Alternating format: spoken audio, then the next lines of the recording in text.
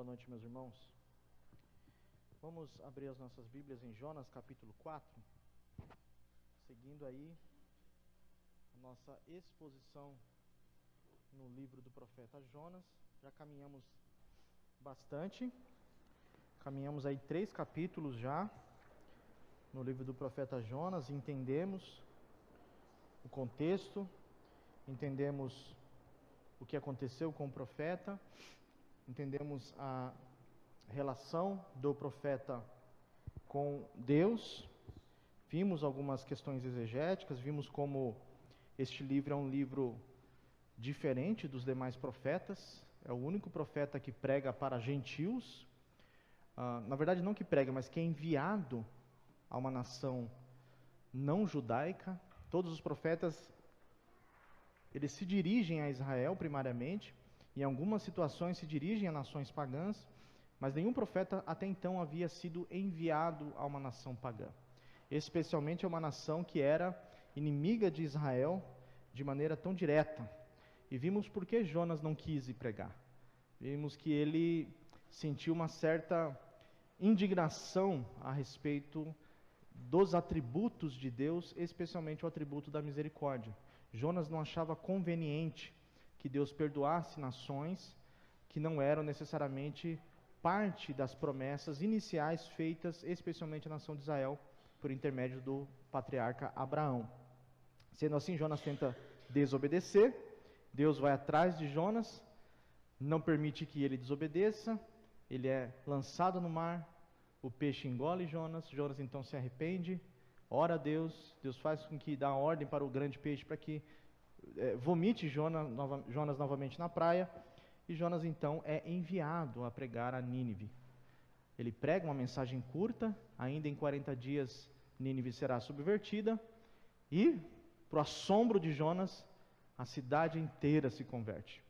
É o sermão mais curto que você vai ver nas Escrituras, com o melhor resultado, talvez o melhor resultado da história. Uma cidade inteira se converter, até os animais. Imagina, irmão, até os animais se vestiram de pano de saco, se vestiram com roupas que representavam o arrependimento, jejuaram, pararam de se alimentar, expressando assim o arrependimento e o medo do furor da ira de Deus. Foi uma coisa espetacular. Talvez o maior milagre do livro de Jonas tenha sido esse. Não foi o peixe ou um homem ficar 3 dias e 3 noites no ventre do peixe, mas provavelmente uma cidade inteira se converter com uma mensagem de um profeta tão desgostoso, como a gente vai ver aqui, como Jonas. Então, versículo 1 do capítulo 4, o último capítulo do profeta Jonas, está escrito assim: mas isso que eu acabei de dizer, o arrependimento de Nínive, desagradou ou desgostou-se Jonas extremamente, e ele ficou irado. E orou ao Senhor e disse: Senhor, não foi esta a minha palavra, estando ainda na minha terra? Por isso é que eu me preveni fugindo para Tarsis, pois sabia que é Deus compassivo e misericordioso, longânimo e grande em benignidade, que te arrependes do mal. Peço-te, pois, Senhor, tira a minha vida, porque melhor me é morrer do que viver. E disse o Senhor a Jonas: fazes bem que assim te ires? Então Jonas saiu da cidade e sentou-se ao oriente dessa cidade, e ali fez uma cabana, e sentou-se debaixo dela à sombra, até ver o que aconteceria à cidade. E fez o Senhor Deus nascer uma boboreira, e ela subiu por cima de Jonas, para que fizesse sombra sobre a sua cabeça, a fim de livrá-lo do seu enfado.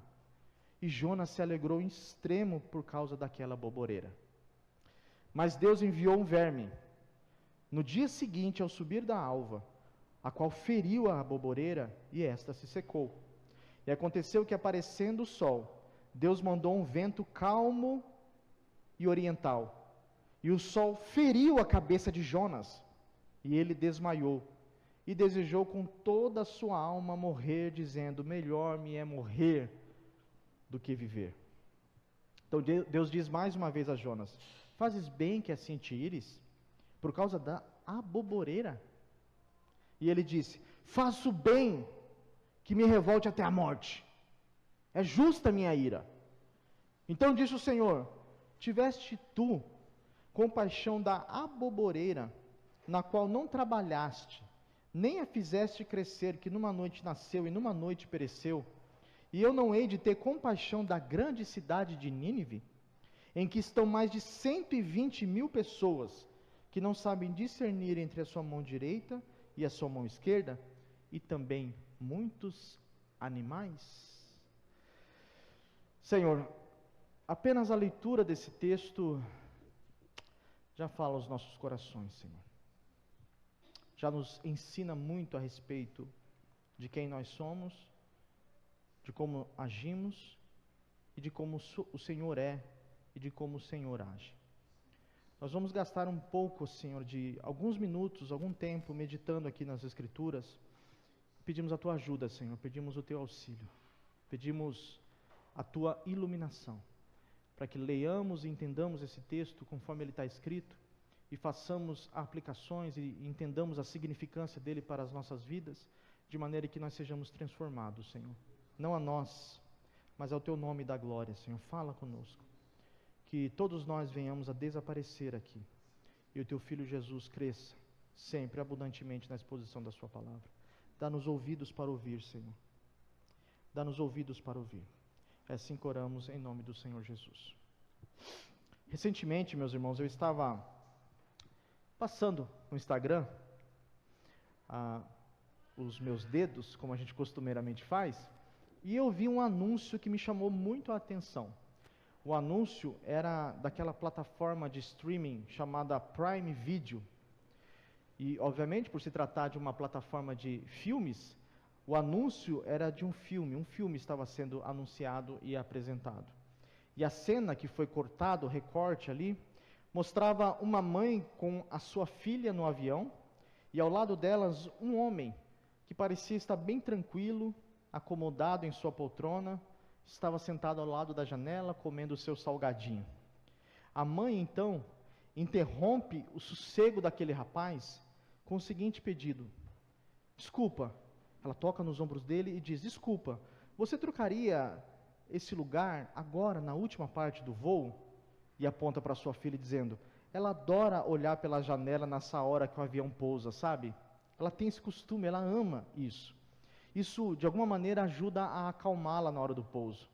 O homem, então, de maneira direta, logo olha para a mãe e responde da seguinte maneira: mas mesmo que eu quisesse trocar, eu acho que é mais importante que a sua filha aprenda uma lição muito importante. Não é assim que o mundo funciona, sabe? Nem sempre a gente tem aquilo que nós queremos. Nem sempre se tem aquilo que quer. Eu vendo esse trecho, esse excerto, logo me lembrei da história de Jonas. Nem sempre nós temos aquilo que nós queremos. Como eu disse no início, meus irmãos, nós já avançamos aqui e estudamos bastante coisa neste livro do profeta. Vimos a ordem de Deus, a desobediência de Jonas fugindo para Tarsis, o castigo enviado por Deus, a preservação do profeta dentro do ventre do grande peixe, a oração de arrependimento de Jonas, a pregação dele, a pregação dura, uma pregação ameaçadora, e como a grande cidade de Nínive se arrependeu. Mas, quando nós lemos esse último capítulo aqui, nós devemos objetivar, entender qual é a razão de ele estar registrado aqui, para início da compreensão da passagem. O objetivo primordial desse texto estar aqui registrado é mostrar para nós como Deus salva pecadores que inicialmente não fazem parte da aliança feita com Abraão. É esse o objetivo do livro de Jonas. Mostrar como Deus salva outras nações que não são especialmente descendentes diretos de Abraão, como nós fomos salvos. Isso já estava profetizado e representado nos profetas da antiga aliança. Mas eu gostaria, meus irmãos, dada a ilustração que eu dei no início do sermão, abordar essa passagem de uma maneira um pouco mais pastoral, um pouco mais pessoal, extraindo sim o significado do texto, mas dando mais ênfase à significância desse texto, à aplicação desse texto para as nossas vidas. E nós vamos tratar aqui nessa noite, eu peço a paciência dos irmãos, no seguinte tema, ou melhor, na seguinte ideia: como um Deus soberano lida com um crente descontente. como um Deus soberano lida com um crente desgostoso, um crente insatisfeito e um crente descontente. Primeira coisa que nós vemos nesse texto aqui, que vai do verso 1 ao verso 4, é que nós vemos que Deus lida com um crente descontente agindo em sua soberania. Essa é a primeira lição que nós aprendemos com o texto aqui. Deus não abre mão das suas prerrogativas, Deus não abre mão dos seus direitos, Deus não abre mão da sua livre vontade e não abre mão dos seus decretos e da sua absoluta soberania. Nós vemos no verso 1 aí, o texto começa nos ensinando que Jonas se indignou. O texto inicia nos dizendo que Jonas se desgostou e ficou extremamente irado com Deus, por Deus ter perdoado aquela nação pagã. E como nós já expomos aqui, Jonas era um homem extremamente nacionalista. Ele não achava de maneira direta, justo, que Deus salvasse pessoas que não faziam parte da nação judaica. Não somente isso, como eu destaquei, mas principalmente povos tão maldosos, tão corruptos, tão criminosos, tão ímpios, como eram os assírios. E das incursões que eles já haviam feito dentro das terras de Israel, levado muitos judeus, mulheres, crianças, e praticado violência de maneira deliberada. Qualquer um de nós olharia para aquilo e diria, eles merecem o castigo de Deus. E Jonas não era diferente de nós. Ele ficou indignado, irado, como Deus foi capaz de perdoar pessoas tão maldosas assim. A palavra irado, no hebraico aqui, ra, significa queimar, estar inflamado. É como se um fogo de ira acendesse no coração de Jonas, tamanha foi a sua indignação contra esse ato misericordioso de Deus. E, de fato, irmãos, quando nós olhamos para o Antigo Testamento, nós vemos Deus separando Israel para ser o seu povo separado, o seu povo eleito. Deus ama Israel, Deus se revela a Israel, faz alianças com Israel. No entanto, mesmo na antiga aliança, como eu tenho destacado para os irmãos, Deus já havia dito que por intermédio de Israel, não foi isso que Deus disse a Abraão? Que em ti serão benditas todas as nações da terra. Todas as nações da terra, obviamente anunciando ali, já pré-anunciando o nascimento do Messias, que morreria na cruz e salvaria todas as nações. Jonas entendia essas verdades de maneira muito parcial. Eles achavam que Deus era e os judeus de maneira geral achavam que Deus era uma propriedade particular, étnica, da nação de Israel. No verso 2 e no verso 3, nós vemos aqui a oração que Jonas faz. E nós aprendemos, meus irmãos, até aqui, que Jonas ora 2 vezes no livro. A primeira oração de Jonas, é quando nós estudamos isso no capítulo 2, é quando ele está no ventre do peixe, e a oração dele foi feita exatamente, como eu expus para os irmãos, exatamente porque não lhe restava outra opção. Jonas estava na quina, ele estava cercado por Deus. Deus não deu outra opção para Jonas, então ele clama por misericórdia. Óbvio que a oração dele expressava ali o seu arrependimento por causa da sua desobediência, mas foi uma oração que claramente foi dita, foi proferida porque ele estava sem outra opção. O que restava para ele era Deus, então ele ora. E agora ele faz uma nova oração. E a oração dele é exatamente após a conversão de Nínive. E, pasmem os irmãos, Jonas ora porque ele está com raiva de Deus. Ele ora porque ele está irado contra Deus. Deus aqui se tornou o grande inimigo de Jonas. Como o Senhor foi capaz de fazer uma coisa como essa, de agir com misericórdia com aqueles que mereciam o seu castigo, que mereciam o seu juízo. E se os irmãos observarem, Jonas na sua oração justifica a ira dele. Olha que coisa contraditória. Ele justifica a raiva dele contra Deus se apoiando nos atributos de Deus. Ele diz assim: eu não disse para o Senhor que o Senhor faria isso, porque o Senhor é um Deus misericordioso, como se fosse a coisa mais horrível do mundo. Ele aponta o dedo em riste para Deus e diz: o Senhor é misericordioso. O Senhor é um Deus compassivo. O Senhor é um Deus benigno. Grande infidelidade. É como se ele estivesse ofendendo Deus com isso. E Deus diz: sim, Jonas, você está certo. Eu sou um Deus justo, um Deus compassivo, um Deus que se arrepende do mal, como nós estudamos aqui no último sermão. Deus volta atrás quando aqueles que pecam se arrependem. Percebam aqui, irmãos, claramente o autor do texto, que nós não sabemos se foi o profeta Jonas, ele coloca aqui um tom de ironia. Jonas, ele está irado, ele é rápido em irar-se contra coisas justas, enquanto a Bíblia diz que Deus é tardio em irar-se. Veja a contradição. Jonas é um homem irado, e Deus, um Deus compassivo, tardio em irar-se. A palavra longânimo significa exatamente isso. Alguém que tem o ânimo longo, alguém que contemplou sim toda a impiedade da cidade de Nínive, mas que estendeu a mão para que esse povo tivesse a oportunidade de se arrepender. Para Jonas, fazia sentido ele desobedecer, preste atenção nisso, e colocar a culpa em Deus. Fazia sentido ele dizer assim: eu desobedeci? Sim, desobedeci. Eu estou irado? Sim, eu estou irado, mas a culpa é tu, Senhor. A culpa é tua, porque o Senhor é misericordioso. O Senhor é compassivo. Parece até piada isso aqui, né? O Senhor é bondoso. Como assim? E ele justifica a sua ira exatamente lançando em rosto a ideia de que a ira dele era justificada e a misericórdia de Deus estava errada. A raiva dele contra Deus era justa e a postura de Deus em perdoar pecadores era errada. Ele se apoia no próprio Deus. Irmãos, é algo semelhante ao que Adão fez no Jardim do Éden, quando eles pecam. O primeiro pecado que nós encontramos na Escritura. Na verdade, o segundo, né? O primeiro foi do próprio Satanás. O primeiro pecado dos homens.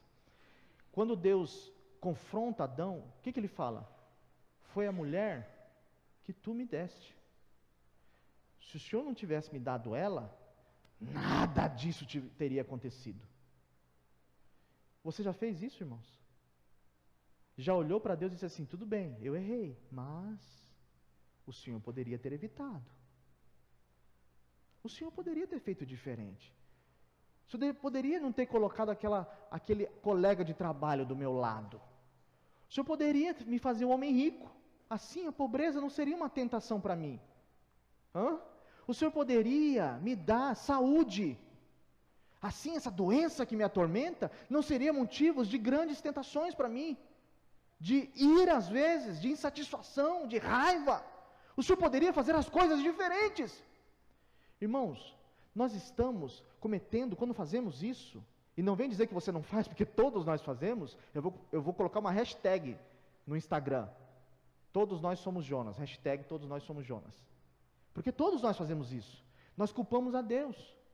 Dizemos: se o Senhor tivesse feito diferente, nada disso teria acontecido. Quando nós fazemos isso, irmãos, nós estamos colocando sobre os ombros de Deus os nossos pecados. E a Bíblia diz assim: seja sempre Deus verdadeiro e todo homem mentiroso. Nós não temos sequer autorização para fazer isso. E a Bíblia apresenta a pergunta de Deus. É a pergunta que Deus faz para nós hoje aqui. Irmãos, apertem os cintos aí. Apertem os cintos. Porque o que Deus há de falar conosco aqui há de ser transformador. Deus pergunta para Jonas, no verso 3. No verso 4. É justa a sua ira, Jonas? Deus expõe aqui, irmãos, a irracionalidade da insatisfação de Jonas. Ele quer morrer, veja a incoerência, ele quer morrer porque Deus deu vida às pessoas. Ele prefere morrer. Tamanha era a amargura de Jonas, a ira, que ele fala: já que o Senhor vai dar vida para eles, então mata a mim. Me mata. Deus expõe na pergunta: Jonas, veja, é justa a tua ira? Faz sentido você se irar por uma coisa dessas, porque eu sou um Deus misericordioso, compassivo, longânimo e que se arrepende do mal? Irmãos, quando eu olho para esse texto aqui, eu percebo nas Escrituras como Deus não esconde, reverendo, as fraquezas dos seus servos. Deus poderia maquiar isso aqui para a gente. Deus poderia maquiar as fraquezas de Moisés, as fraquezas de Davi, as fraquezas de Jonas, as fraquezas dos seus santos profetas, mas Deus não faz isso. Deus demonstra a humanidade desses homens e como eles muitas vezes sofriam os seus dilemas, as suas mazelas e os seus dramas no que diz respeito ao seu relacionamento com Deus, como muitas vezes eles não entendiam o agir de Deus. E é um pecado que nós cometemos, irmãos, queremos entender como Deus trabalha em seus mistérios. Irineu de Leão disse uma frase: eu não consigo entender e explicar os movimentos das minhas mãos que eu posso ver. Eu não consigo explicar como o meu cérebro dá uma ordem para os nervos das minhas mãos e elas obedecem exatamente como eu penso. É um mistério. Mas eu quero explicar como a mão de Deus se movimenta na história. Eu não consigo contar os cabelos da minha cabeça. Certo é que para alguns irmãos é muito fácil. Mas para outros é muito difícil contar os cabelos da própria cabeça. Eu não consigo contar os cabelos da minha própria cabeça. Eu não consigo saber o número de cabelos que estão fora da minha cabeça. Mas eu quero entender o que está dentro da mente de Deus. E Paulo diz para nós: quem foi o seu conselheiro? Quem que disse para Deus: faça assim que é melhor, haja desse jeito que é mais sábio? Nós não temos o direito de apontar o dedo em riste para dizer para Deus como Ele deve agir, porque Deus, quando Ele lida com a nossa insatisfação, Ele continua sentado no seu trono. Deus continua agindo em sua soberania. Nos dias mais terríveis da sua vida, quando os céus estiverem de bronze, quando as coisas estiverem completamente de cabeça para baixo, complexas, e você não entender o que está acontecendo, e você perguntar: aonde está Deus nesses dias tão escuros? Deus continua sentado no seu trono, fazendo aquilo que é do seu desígnio e da sua sabedoria, regendo todas as coisas com cetro de ferro e governando o mundo de acordo com seus decretos. Deus não vai se submeter aos nossos caprichos, às nossas vontades, ao nosso egoísmo e ao nosso orgulho. O meu ponto aqui é mostrar exatamente isso, irmãos. Jonas é o filho pródigo do Antigo Testamento. Ele se ira pela salvação de quem Deus ama.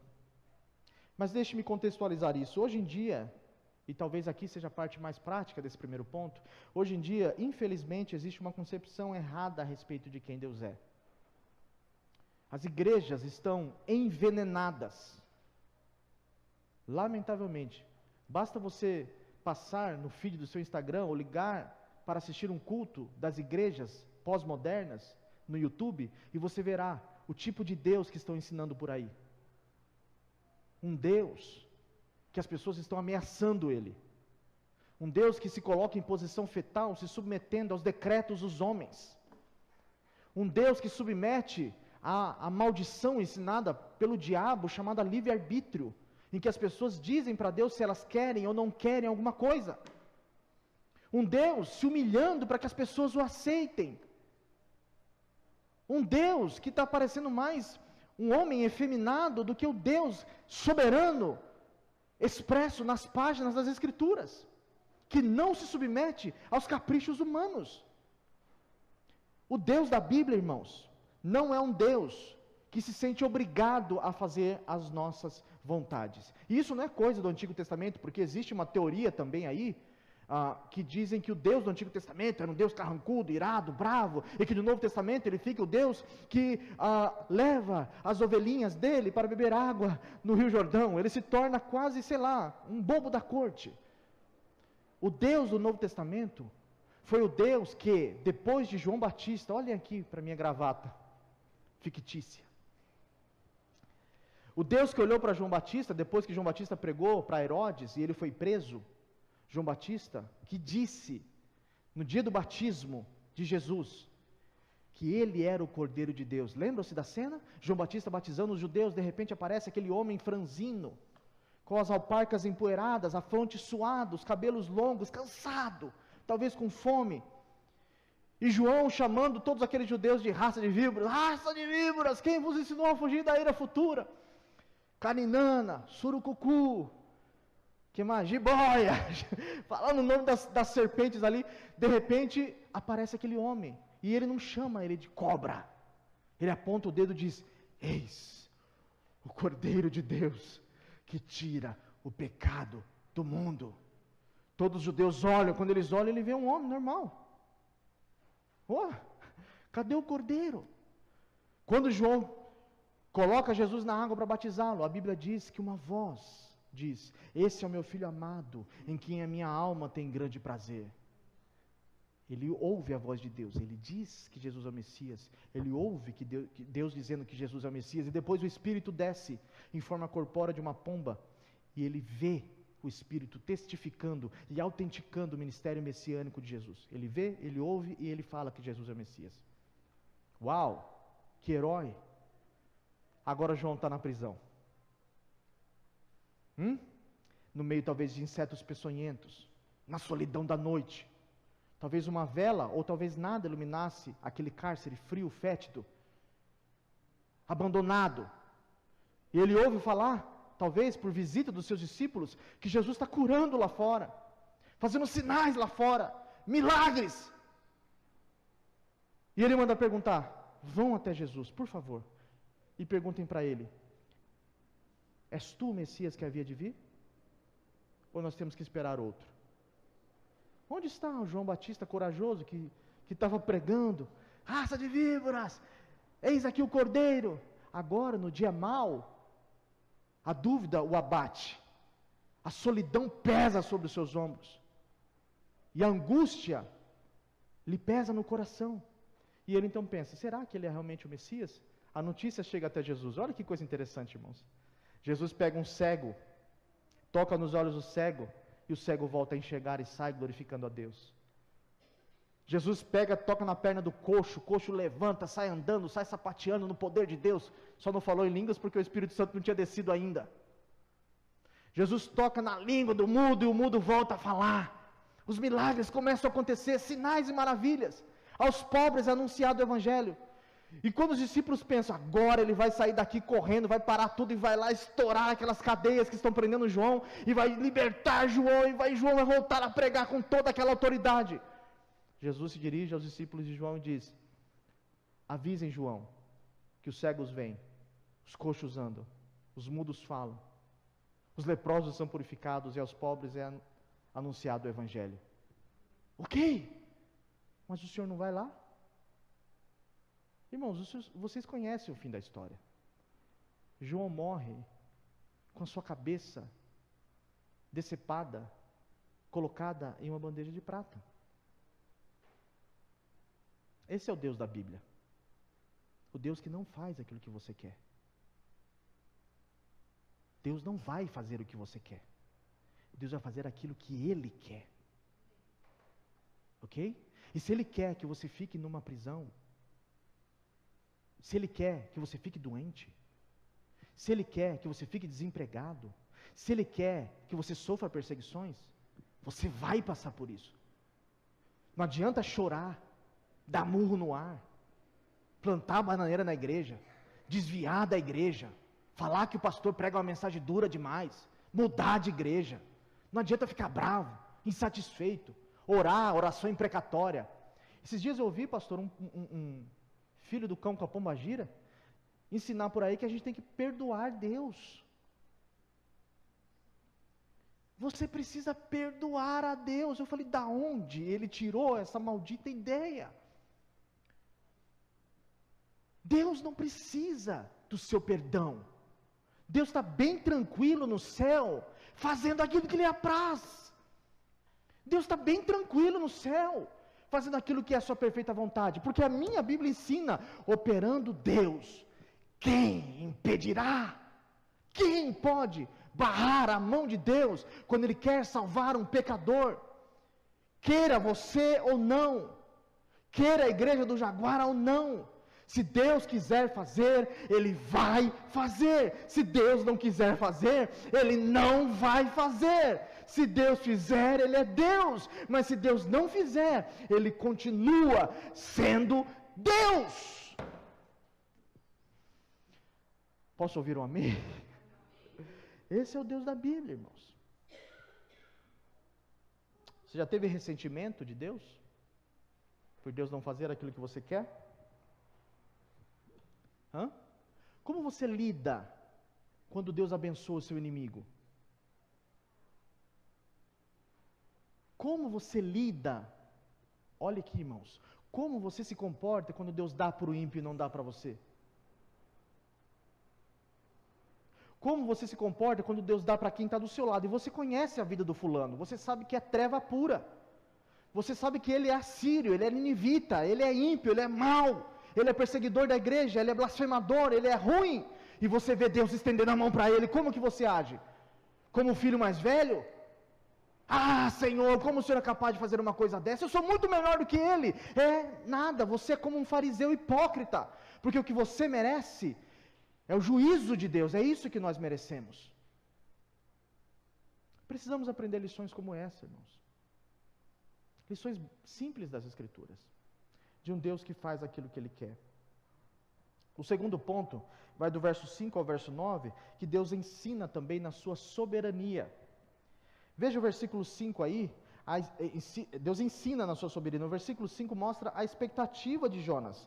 Jonas, irmãos, ele era um verdadeiro judeu, ele era descendente de Abraão, ele conhecia o trágico fim das cidades de Sodoma e Gomorra. O que Jonas estava esperando aqui, irmãos, Jonas era um crente da arquibancada. Já viu aquele crente da arquibancada? Aquele crente que ele está na arquibancada, de braços cruzados, torcendo para Deus castigar as pessoas. Mas Deus vai pesar a mão. Deus vai colocar você num leito de enfermidade. Já viu essas expressões? Quando Deus pesar a mão, vai ser terrível. Você está torcendo para Deus castigar. Jonas fez uma cabana para ele. Irmãos, isso aqui é para dar risada. O texto está cheio de ironia. Jonas falou: eu vou fazer uma cabana aqui, vou comprar pipoca, eu vou preparar o cenário para assistir o fogo cair como caiu em Sodoma e Gomorra. Eu quero ver esse povo se lascar, se dar mal, eu quero ver Deus acabar com tudo. Aí Jonas está lá, passa 1 hora, passa 2 horas, 3, 4, passa o tempo, e Jonas não vê absolutamente nada daquilo. A expectativa dele é frustrada.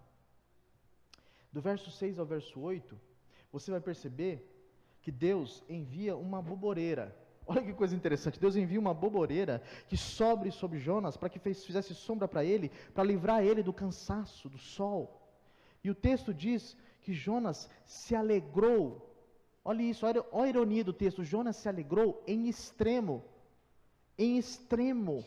pela boboreira que lhe cobriu a cabeça. Irmãos, que ironia. A primeira vez que Jonas se alegra no livro, é a primeira vez que Jonas fica feliz no livro. Se você ler a narrativa completa, você vai ver que é a primeira vez que ele se alegra. E veja por que razão que Jonas se alegra. A razão era completamente egoísta, caprichosa, egocêntrica, antropocêntrica. Ele estava feliz porque o sol não estava queimando a cabeça dele, triste porque Deus estava perdoando homens ímpios. O texto é extremamente irônico. Se você observar desses versos que eu citei para os irmãos, do verso 6 ao verso 8, nesse quadradinho aí, você vai perceber que tudo nesse texto está obedecendo a Deus. A boboreira, Deus ordenou que a boboreira crescesse, depois Deus dá a ordem para o verme, e depois Deus dá a ordem para o vento. A boboreira, o vento e o verme obedecem a Deus. As expressões, e fez o Senhor, e Deus enviou, e fez o Senhor no verso 6, e Deus enviou no verso 7, e Deus mandou no verso 8. Toda a criação, nós vimos depois, nos versos anteriores, como a tempestade obedeceu a Deus, os ventos, os mares, o grande peixe obedeceu a ordem de Deus, mas o profeta está emburrado. O profeta está com a cara de quem chupou limão com vinagre. Ele tá com a cara de bulldog, ele tá bravo, ele tá insatisfeito com Deus. O verso 9, Deus faz a segunda pergunta para Jonas, e é uma pergunta semelhante à primeira que ele faz. É razoável a sua ira, Jonas, por causa dessa planta? Por causa de uma planta, Jonas. E ele responde: por incrível que pareça, é razoável, Senhor. É justa. Eu estou bravo por causa da planta. Por que você está bravo? Por que você está bravo com Deus, irmãos? Às vezes, é porque o marido não colocou a toalha no negócio lá, nem sei o nome daquilo, eu não coloco. O marido colocou a toalha em cima da cama. Aí, vai dobrar o joelho. Que marido que o Senhor me deu. Ou porque a mulher não arrumou a casa do jeito que você gostaria. Aí você vai para Deus e fala: Deus, por que o Senhor está fazendo isso comigo? Como se fosse a pior coisa do mundo. Eu sou assim, irmãos. Quantas vezes? Uma vez o meu carro quebrou. Isso não está no meu sermão não, é revelação agora. Uma vez o carro quebrou, pastor. E eu era bravo naquela época. Eu fiquei indignado, irmãos. Eu bati no volante, falei: por que o Senhor está fazendo... A buzina, pé. Por que o Senhor está fazendo isso comigo? Eu parado no meio da rua, com o carro quebrado. Comecei a chorar, por causa da boboreira. A minha boboreira, o Senhor matou. E fiquei, não tinha o que fazer. Fiquei chorando. E eu senti o Senhor falar comigo: você está chorando por causa de um pedaço de lata? Lata!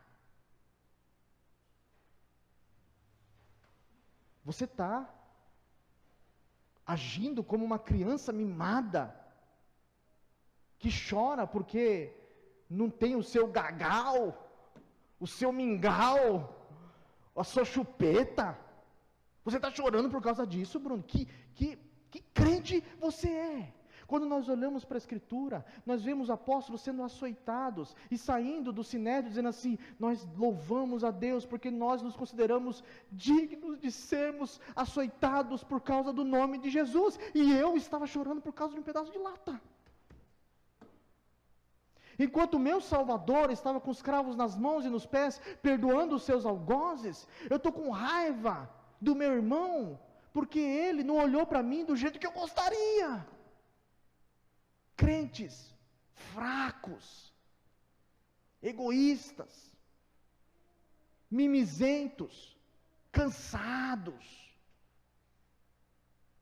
que choram por causa de aboboreiras, estão debaixo da sombra da aboboreira. Se Deus tirar, ele chora.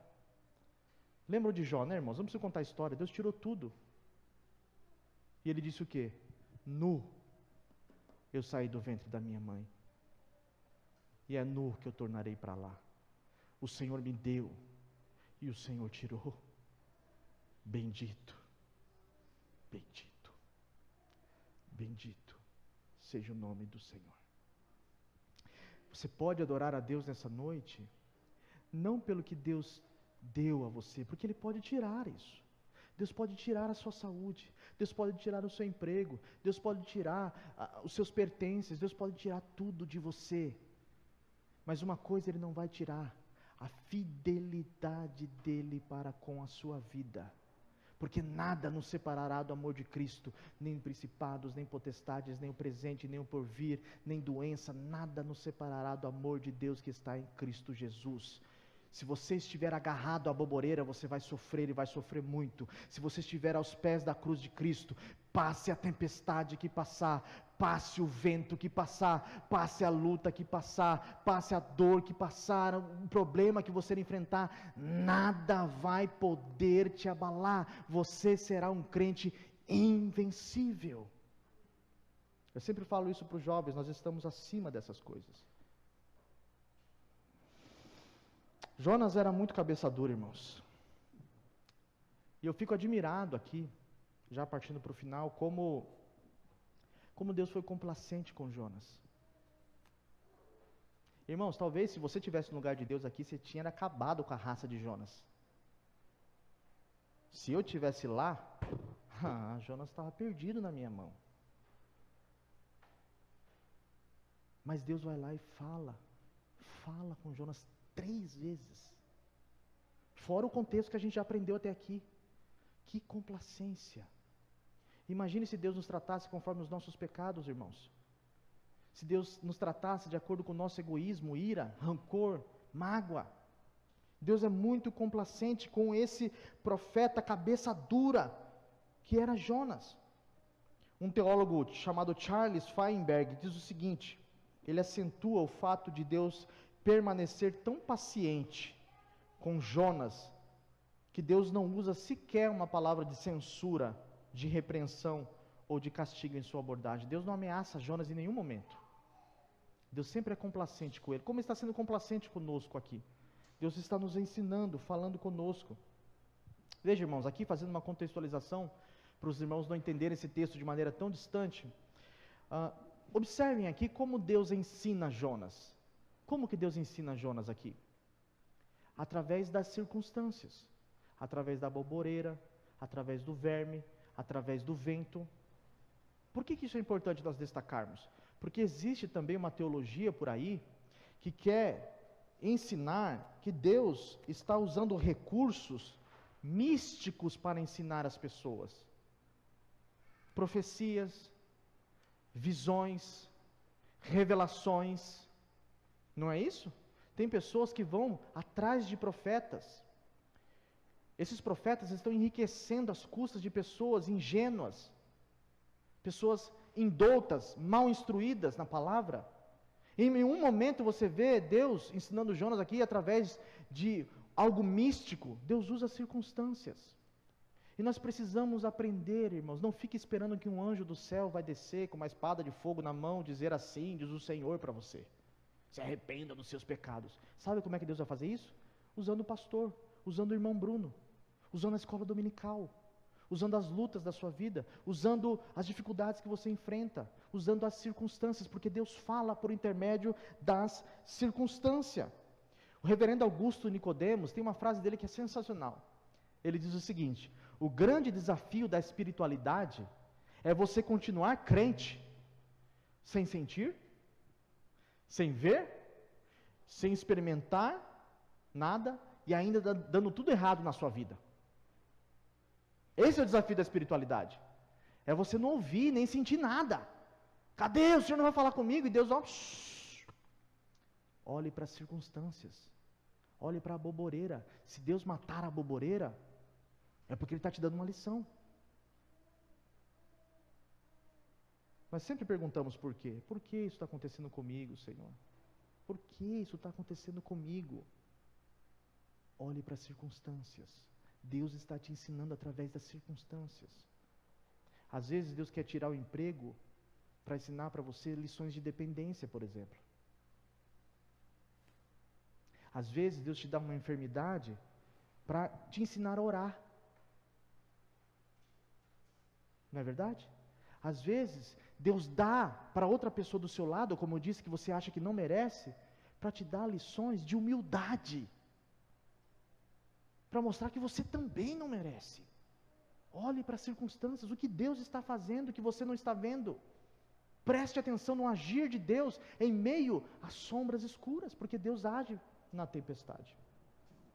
E por fim, irmãos, o último ponto, do verso 10 ao 11, nós vemos a terceira pergunta de Deus. É o finalzinho, o bloco final que nós vemos ali no livro do profeta Jonas, e assim nós encerramos a exposição do livro do profeta Jonas. Isso vai do verso 10 ao verso 11. Mais uma vez, é a terceira pergunta de Deus.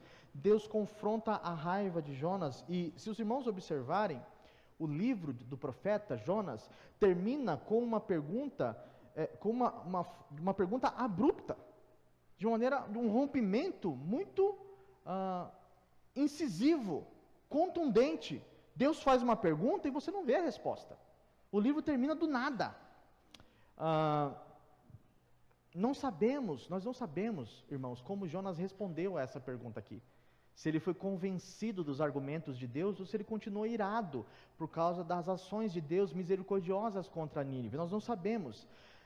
Alguns teólogos entendem esse término abrupto do livro de Jonas, esse término repentino, como sendo uma maneira intencional do autor como eu disse que nós não sabemos se foi Jonas, pode ter sido outra pessoa, eles entendem como se fosse um recurso retórico do autor para fazer o leitor responder em lugar de Jonas.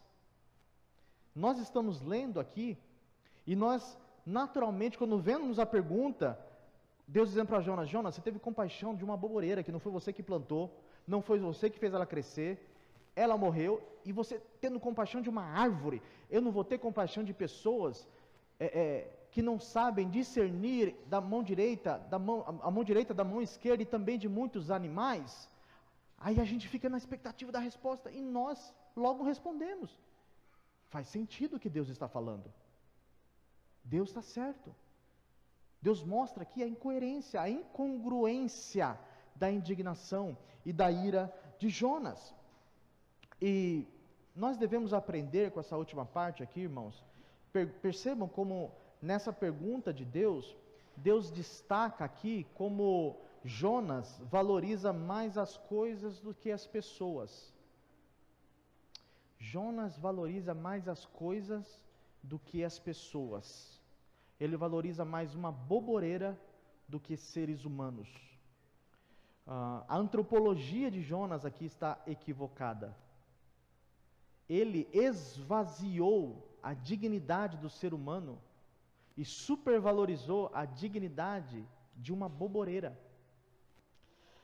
E isso nos faz incorrer em alguns erros quando nós fazemos isso. O primeiro deles é valorizar mais a criação feita para o homem do que o próprio homem. Você já ouviu falar de pai de pet? Pai de pet? Pessoas que não querem mais ter filhos. Elas dizem assim, filho dá trabalho. Cachorro não dá. Né? Elas dizem, o cão é leal, então eu prefiro ter um cachorro. Mesmo o cachorro, fazer um xixi no sofá. E como diz o apóstolo Pedro, isso não são palavras minhas, viu, irmãos? São palavras do apóstolo Pedro. Se voltando para o próprio vômito, eles atribuem mais dignidade a um cachorro do que aos seres humanos. Eles são capazes, reverendo, de abortar uma criança no ventre de uma mãe, mas conferem uma dignidade elevadíssima aos animais. Existem ONGs que ficam aí protegendo os animais. Recentemente, eu gosto muito de videogame. Não jogo videogame. Preciso me criticarem. Não jogo videogame, mas eu fico assistindo pessoas jogarem. Aí sai um jogo chamado The Last of Us, o último de nós. Tem até uma série muito boa desse jogo. Recomendo. De zumbi, maravilhosa. Sangue para todo lado. E aí, irmãos, no último jogo que fizeram dessa série, colocaram uns cachorros pro protagonista atirar. Aí a pessoa está lá no meio da guerra e os cachorros aparecem. Para que fizeram isso, irmãos? Houve um bafafá no mundo dos videogames, porque eles podem matar pessoas. Pode matar, e o jogo é até relativamente violento.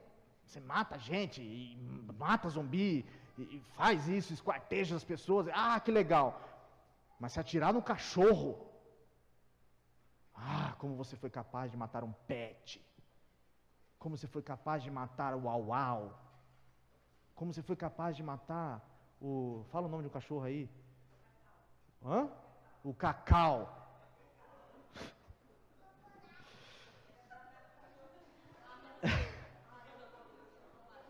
O chocolate.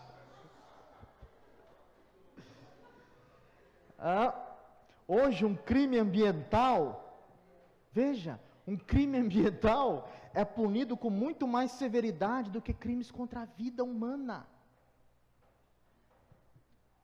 Um crime ambiental, cortar uma árvore, você está ficando louco. Como você foi capaz de cortar aquela flor tão bonita que Deus criou?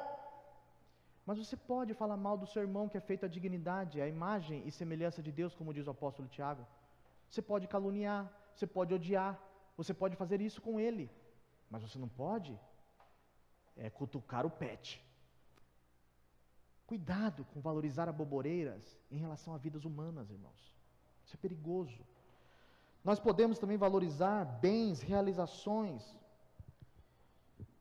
e assim conferir dignidade às pessoas pelos bens que elas têm.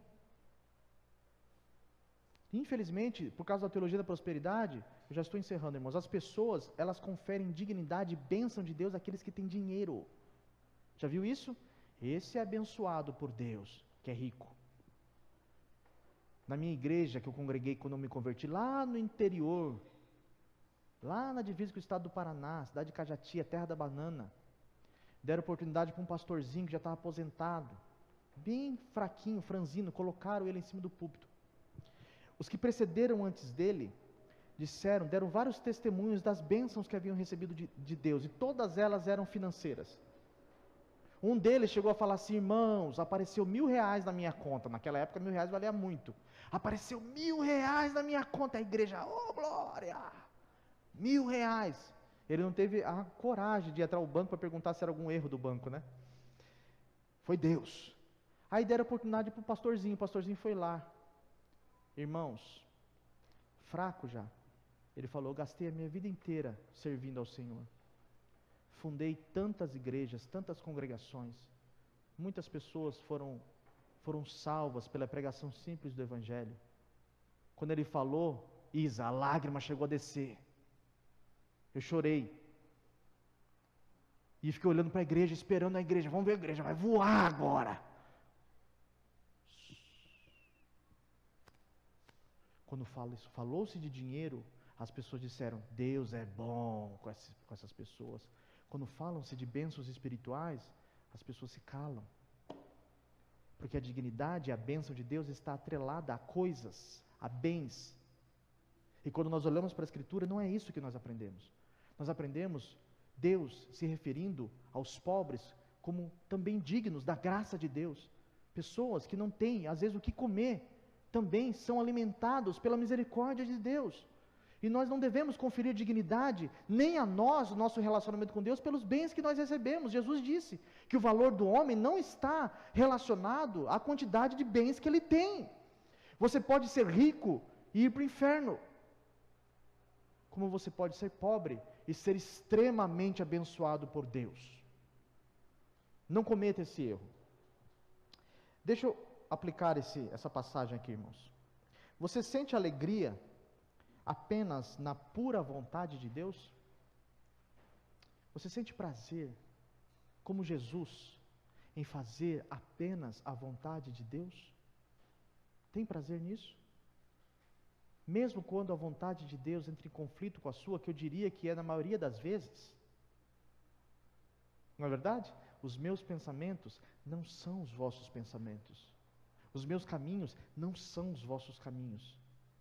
Os meus pensamentos são mais altos do que os seus. Os meus caminhos são mais altos que os de vocês.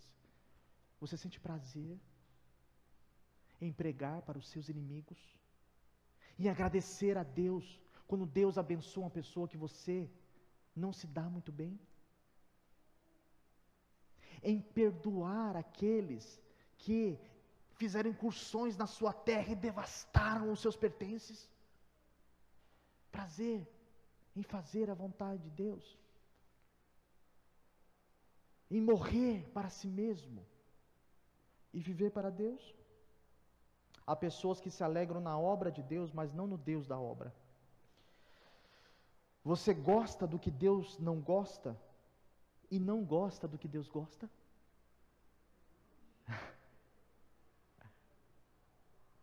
E se ele não quiser salvar seu esposo? E se Deus não quiser salvar o seu filho? Se Ele não quiser te dar um filho? Se Ele não quiser te dar a promoção que você tanto espera, a cura da sua enfermidade? Você ficaria feliz em Deus, apenas na vontade dEle? Ou seria um crente insatisfeito, desgostoso, irado, amargurado? Quantos crentes amargurados, irmãos, na igreja? Amargurados, porque não tem prazer em dizer: Senhor, não seja feita a minha, mas a sua vontade. E eu encerro com a seguinte pergunta: você tem mágoa de Deus? Eu não vou dizer para você perdoar a Deus, não. Fique tranquilo. Mas você tem mágoa dele? Tem pessoas que têm mágoa de Deus. Como Jonas. Eu te odeio, Deus. Não é possível que o Senhor foi capaz de fazer isso comigo. Como o Senhor foi capaz de me dar um marido tão ruim, uma esposa tão ruim? Como o Senhor foi capaz de colocar essa doença no meu corpo? Como o Senhor foi capaz de fazer isso comigo? A pessoa às vezes está na igreja. Isso que eu estou falando é muito sério, irmãos. Às vezes a pessoa está aqui cantando louvores, adorando a Deus, né? Está participando de tudo, mas o coração da pessoa, no fundo do fundo, ela guarda um rancor de Deus. Porque alguma coisa ali, ela não aceitou o que Deus fez. Eu tenho uma notícia para você: Deus não vai mudar. Deus não vai mudar. Você tem duas opções. Ou morre com isso, com essa mágoa, esse rancor, e vive infeliz para o resto da sua vida. Ou você se arrepende dos seus pecados. Se arrepende disso. E passe a amar a Deus pelo que Ele é. E não pelo que Ele faz. Amar a pura, sublime, boa, como diz o apóstolo Paulo, boa, perfeita e agradável vontade de Deus. E assim, meus irmãos, nós encerramos o livro de Jonas aprendendo essas lições sobre a soberania de Deus na vida humana, na criação e na salvação. Deus abençoe os irmãos, obrigado pela paciência. Reverendo?